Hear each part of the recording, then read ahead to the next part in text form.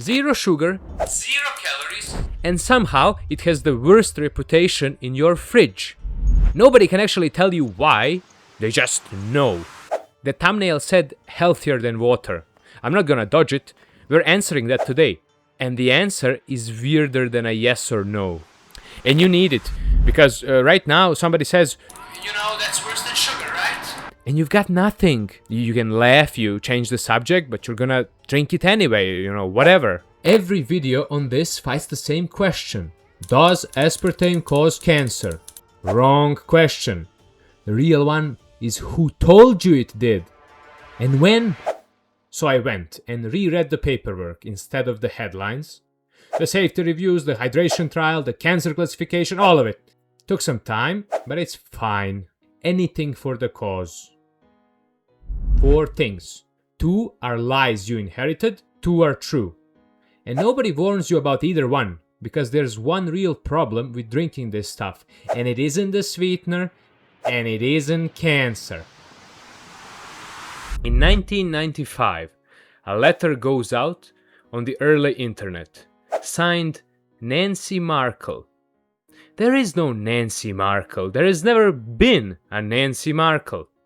It said this sweetener caused multiple sclerosis, lupus, Alzheimer's, seizures, brain tumors, blindness, chronic fatigue. All of it from a fizzy drink. You know, that's the tell. Real toxins are specific. Lead does one thing to you, asbestos does one thing to you. When something supposedly causes every disease on the list, it usually causes none of them. It was written by an activist, not a doctor. The conference she claimed to speak at has never been found. It got forwarded and forwarded until it stopped being an email and started being a thing everybody just knows. The most successful health influencer of the 90s was a fake name on a chain letter. She never had to do a face reveal. So the letter was fake. That doesn't automatically make the sweetener safe. And in 2023, a headline showed up that made a lot of people put the glass down. World Health Organization declares aspartame possibly carcinogenic. I'll be honest, that one scared me a little bit. Here's what that phrase means, and it isn't what you think. That agency answered exactly one question. Could this ever cause cancer, under any condition, at any dose? It never asked how much it takes. Group B, same box as aloe vera extract, same box as pickled vegetables.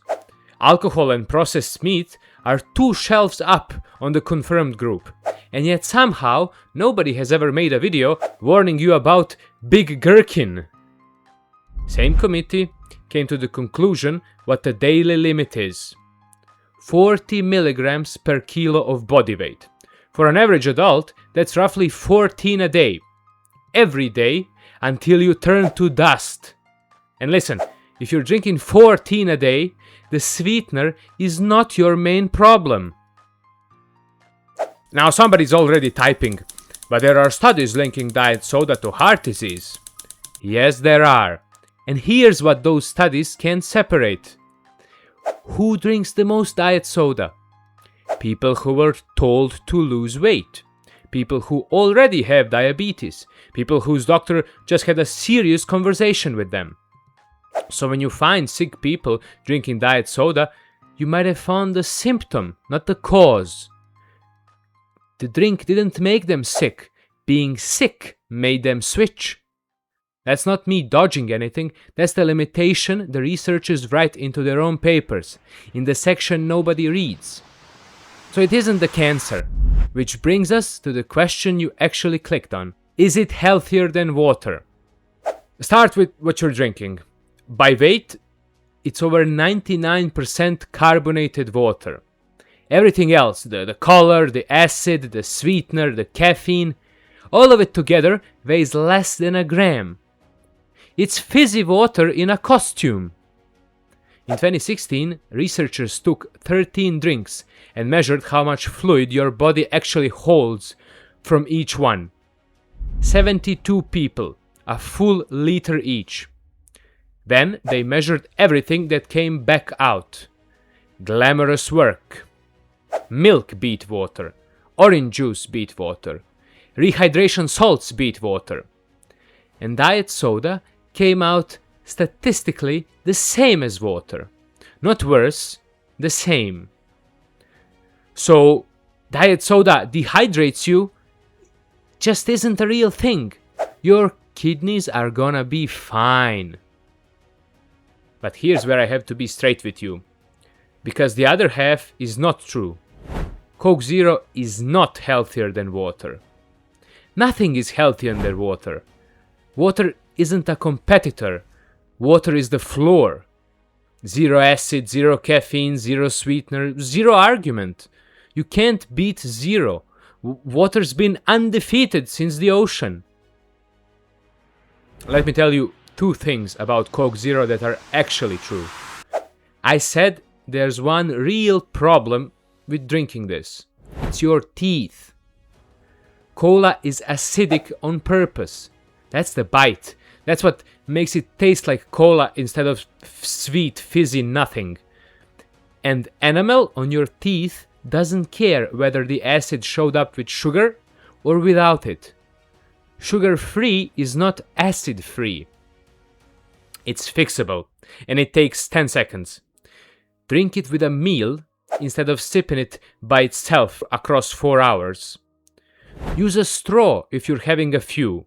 Rinse with water after, and don't brush straight away.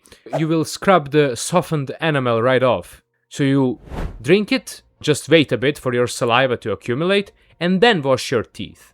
You'll be safe. That's the whole fix. Nobody's ever told you that because everyone's too busy being frightened of the wrong ingredient. Second one, does it help you eat less? Half yes, half no. When a sugar craving hits, this genuinely kills it. Sweet taste, no sugar, the need goes quiet. That part works.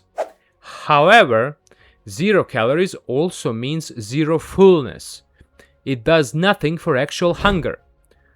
You'll still be hungry, just less interested in sugar. So it's a tool, but not a plan. It's nice to have, it's not a weight loss strategy. Which leaves one question. If it isn't poison, and it isn't health food, what is it? Everyone judges this against water. That's not the comparison you're actually making. Nobody in history has stood in a shop, looked at a bottle of water, and thought, you know what?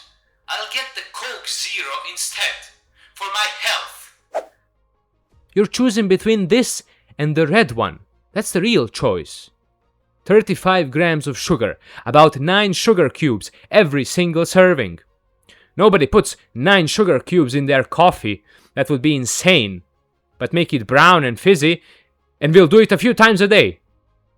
Against that, it's not even a competition. It's a blowout win for Coke Zero. Against water, it doesn't compete. Water already won by default, without even trying.